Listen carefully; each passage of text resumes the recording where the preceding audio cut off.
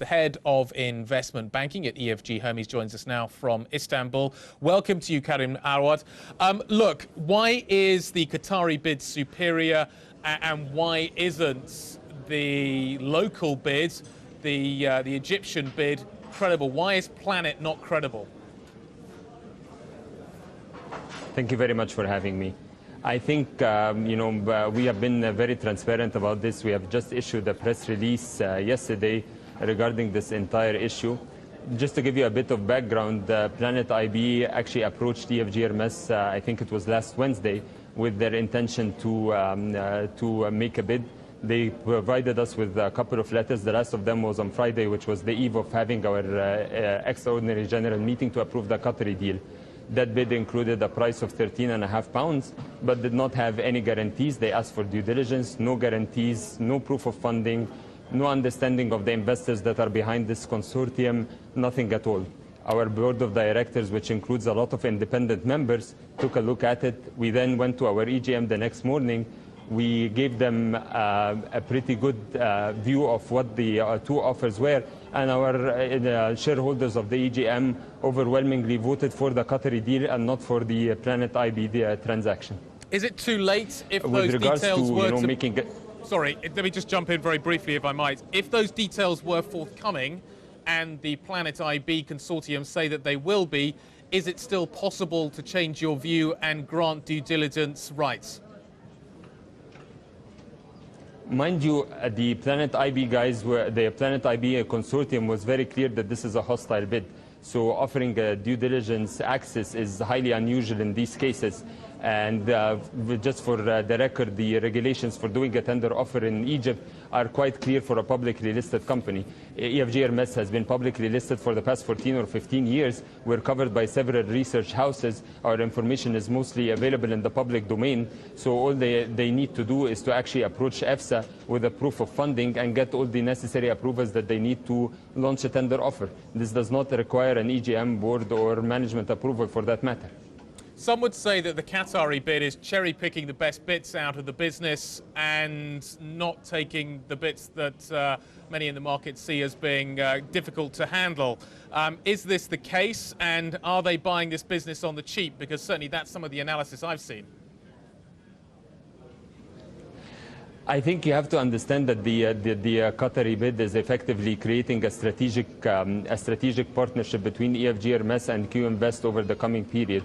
And we feel that this strategic partnership will help us grow our business outside our core markets right now. So in addition to hopefully consolidating our position with the support of the shareholders from Qatar, not only in Egypt, in our core markets of Egypt, Saudi Arabia, and the United Arab Emirates, we hope that we will be able to open up certain markets, especially the Qatari market that, as you know, is booming to a very large degree today, and hopefully once in maybe on the medium term also expand in markets outside the core region that we are in at. So it is not just that it is that it is an acquisition. It is a strategic partnership that will help the business grow hopefully over the coming period to a level that it hasn't reached before. When do you expect the regulatory approval for the QInvest bid to come through? Well, we have already started on that bid, on that part of the process. Once the EGM has approved, we are approaching all the regulatory approvals, and we're expecting the regulatory approvals to come in within the next few weeks. And from that point forward, we'll move into a closing and moving on to the new JV. Can I just ask you a question? The Planet Group say that they've met the EFG chairman twice and that you guys were informed of the letter of intent. Was that true? I think this is a question more for our chairperson, but in my understanding, most of the time, if you're going to submit a bid, you don't submit it through a phone call or a meeting. You actually have to submit something that is written with a proof of funding. What is the future of... I'm going to ask you a more broad question. Let's leave the bid to one side, because I'm interested in your take on the investment case surrounding this region. We are waiting for the outcome of the presidential election. We are waiting for a lot of things to change in the region. We've seen huge political disconnects over the last 18 months. What would your advice be to investors right now who are kind of looking tentatively at reinvesting, are looking at putting their toe back in the water? I think we're very, as our research coverage will show, we're actually very optimistic about a number of markets in the region, including Saudi Arabia and Qatar from that perspective.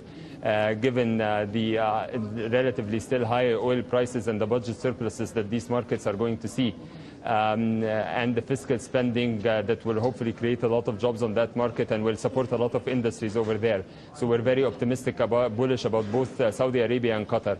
As for Egypt, we are fairly optimistic about the market over there once we have some sort of political stability. It is still one of the largest markets in the region, 80 million people in a population that needs a lot of products and has a good industrial base. So I think once we have some sort of political stability, you will find the money flowing back into Egypt. And as you will see also that once Egypt moves, you will find a lot of the other markets in the regions following it because of its MSCI constituency. You know what? I was talking to the finance minister of Turkey a few minutes ago, and he was saying, "Yep, we are doing okay, but we remain exposed to what is happening in Europe."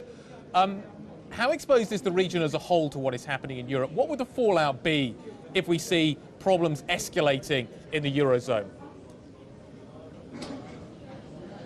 I think from our perspective, we feel that Europe will have two major impacts on the region. One, some of the Arab countries, especially on the North African front, are trading partners with most of their current account is actually with Europe. So effectively, that will have an impact on their exporting ability over there. That's on one. The other is effectively with the slowdown in Europe, you'll have also, it might have an impact on the oil prices going forward. But at the end of the day, we still forecast oil to be at above the $100 level for the year, actually at 114 if you take our researchers' forecast for it. And therefore, the budget surpluses, especially on the GCC front, are likely to be quite ample for continuous fiscal spending over there. Talk to me a little bit about the problems of credit availability, though. Many of the region's countries do run current account deficits. If we get some sort of credit crunch, it could have a fairly major impact. I think there is a lot of liquidity in the region that is very different from Europe. If you look at the banking systems across most of the countries, whether in the North African part or in the GCC countries, you'll find that there is ample liquidity for it to continue to supply the corporates with the credit that they need in order to grow. So their dependence on European banks or European funding is not as much as would be expected in other parts of the world. Can I ask you, I've got a couple of very quick questions. First of all, the difference that gas is going to make to the region, particularly when it comes to Israel, Cyprus, Lebanon, what kind of a difference will that make? Can you repeat the question? I'm sorry, I couldn't hear the first part. Oh, do you know what? I'm going to ask a different question because I'm now running out of time. Look, I want to come back to this story surrounding your business. I've just heard from one of our reporters here at Bloomberg who says to ask you whether or not you would change your view of the bid if Eris were to pull out, because there is some suggestion that Nagisa Eris has done that, and apparently he called EFG to say so. Can you sort of verify any of that?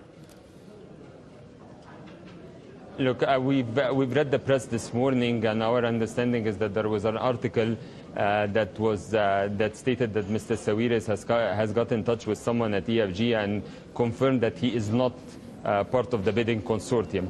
Now, that's definitely a question for him to confirm personally, but my understanding is that throughout the process, he has never confirmed that he is part of the bidding process to begin with. Okay, well, I've been trying to ring him all morning, so maybe one of us will get through at some point. Karim, thank you very much indeed. Karim Awad joining us from Istanbul.